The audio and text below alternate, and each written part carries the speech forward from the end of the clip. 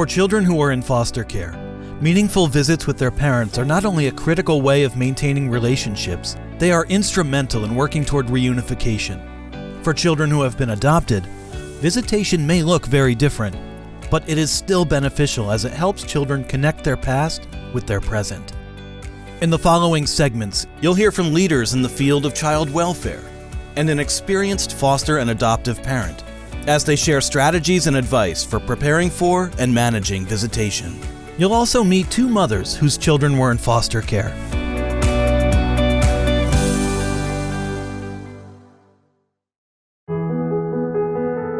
We've seen young people not do well in foster care because they're disconnected from their families and they want to be with their family. And it doesn't mean that they can't love somebody else, but they want to be connected whenever possible. The thing that we're thinking about with visits is that it really is an opportunity for this relationship to become even more positive, right? And even stronger in visits. Preparing for visits can help ensure children get the most out of their time with their parents. Parents who are fostering are often asked to help with the visitation plan. This can include transporting the child to the visit, facilitating the visit, or possibly including the parent in daily events like doctor visits or activities. There's the practical stuff. What do you need to bring? Do you have any art that you've made? If there's recent school pictures or, maybe if they wanted to bake a cake or a cupcake or something like that to give to the parents. I like to have a journal go back and forth. It depends on the kids, but nighttime is really hard for kids. And if they can write to their parents at night, like right before bed, just take 5 or 10 minutes and write to their family. Then their parents write something for them to read that night. If they've got multiple children in the visit and those kinds of things, how they're going to attend to both children. Are there games that they can play that might be suited for both children developmentally to come together?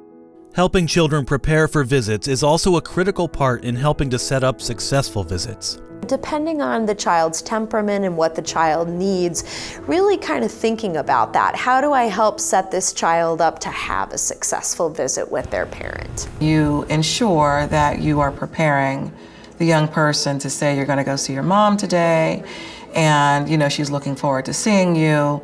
And so you prepare them where the visit's going to be. You speak positively about the experience. Preparation can also include talking to the child about any feelings they may have about the visit. Most kids are excited to go to visits and looking forward to them, even though they might be anxious or scared or sad. Talking with the child beforehand about what they're looking forward to about seeing their parent, right?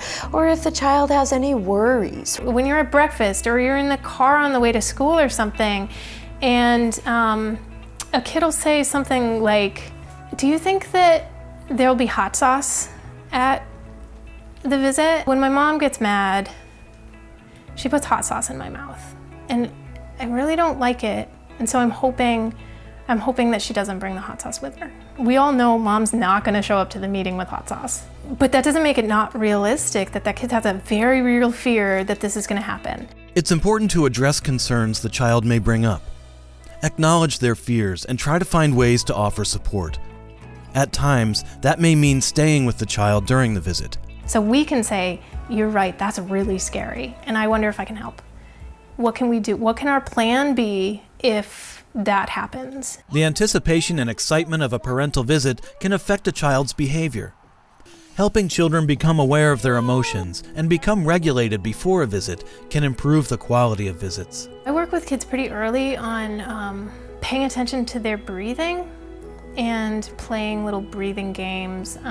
Can you hold your breath for 3 seconds and then make a really loud noise as you push it out? For some kids, that maybe are really kind of wound up or, behaving in kind of a hyper way, give them some space to run around, to go to the park and play, or, just run some of that off before going into the visit. When parents who are fostering or adopting work together with the child's parents, it helps the child connect the pieces in their life.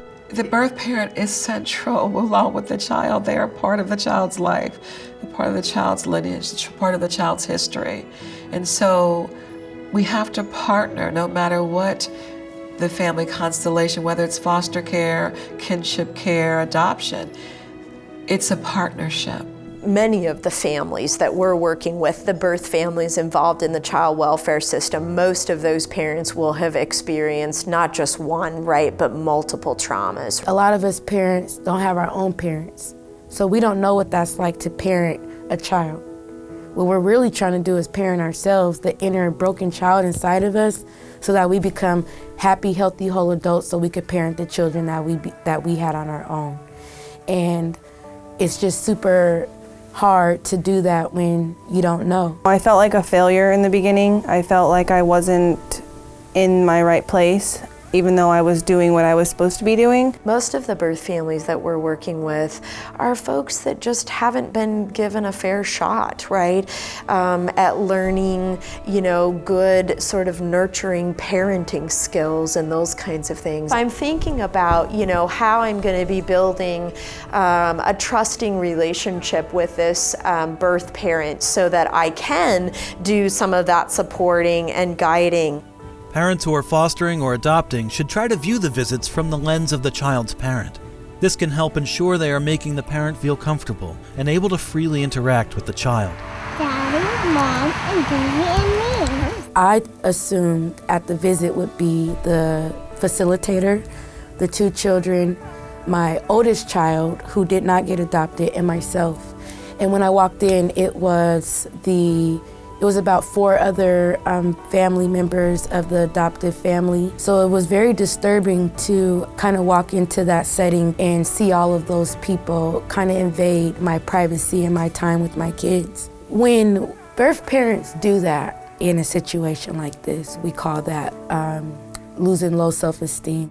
Even small gestures can send a positive message to parents about their role in the child's life. Which ones are we going to share so that people can be so proud of your art? Letting them reconnect, rebond, and I'm going to hang back and I'm going to wait while they do what they need to do, and then let them decide what comes next. If I have a baby and I'm wearing that baby and I know I'm going to be walking into a space where the birth parent might be standing there, I need to unwrap that baby and be ready to immediately say, "Here's your baby." Parents who are fostering can also be instrumental during the visits in developing a mentoring role with the child's parents. Comment on, "Oh, he really loves it when you smile at him like that.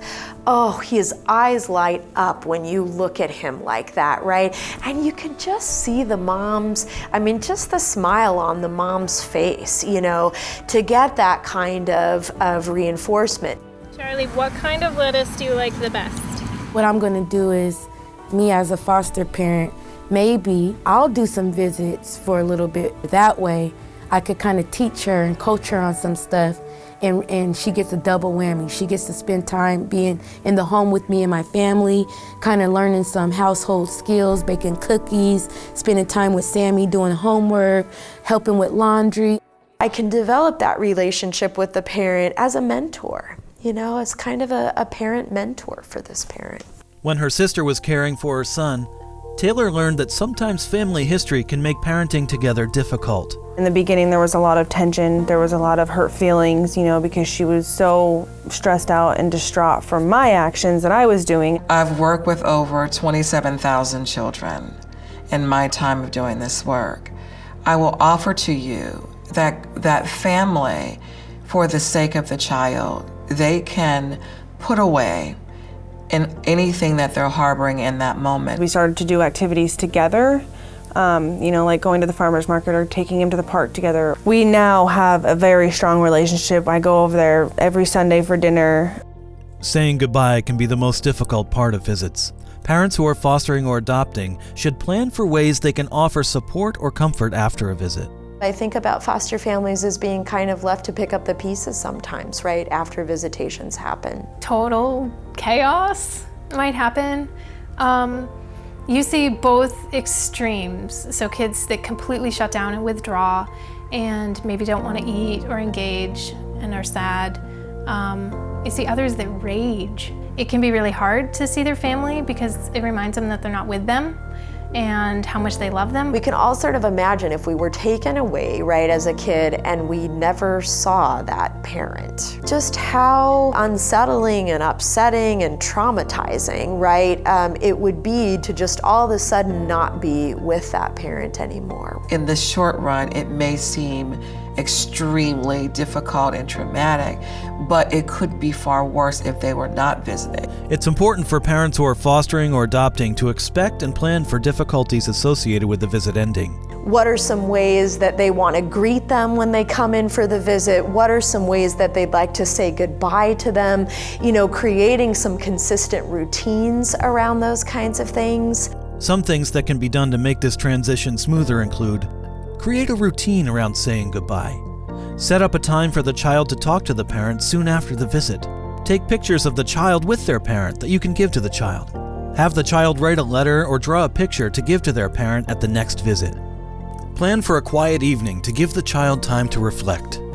At times, the child's parents may miss a scheduled visit. While there's no easy way to help a child through the disappointment, a few strategies may help. I never promise visits. I said the plan right now is that we're going to see your mom at 1 o'clock.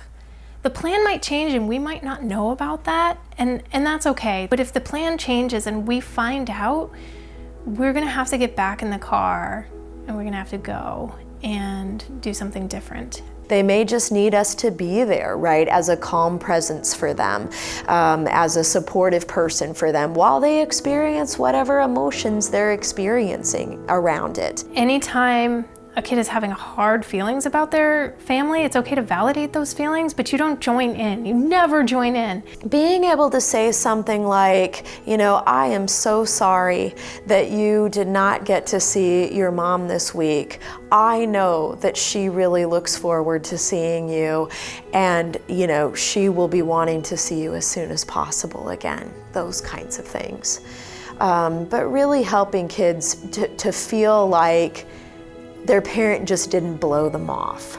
There are legitimate reasons that the child's parents may miss a scheduled visit, so it's important to give them the benefit of the doubt. We don't really know the details and the steps and the journey that is being taken for parents to be in their children's life. I was on parole and I had to get a pass to go out of county, you know, a couple days before it was going to happen.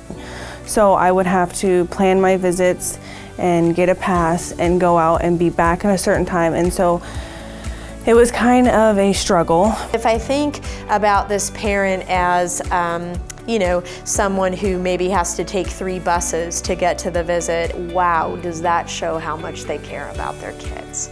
Visits can also give parents hope as they work toward reunification.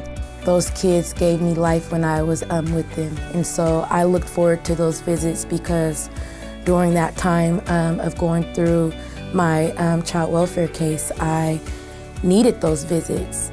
It motivated me. I'm willing to believe that this parent has the ability to change at any point in time, and I can be a supportive person for that to happen. After I went through everything I had to go through, I can say that they helped me be who I am today and be the parent that I needed to be.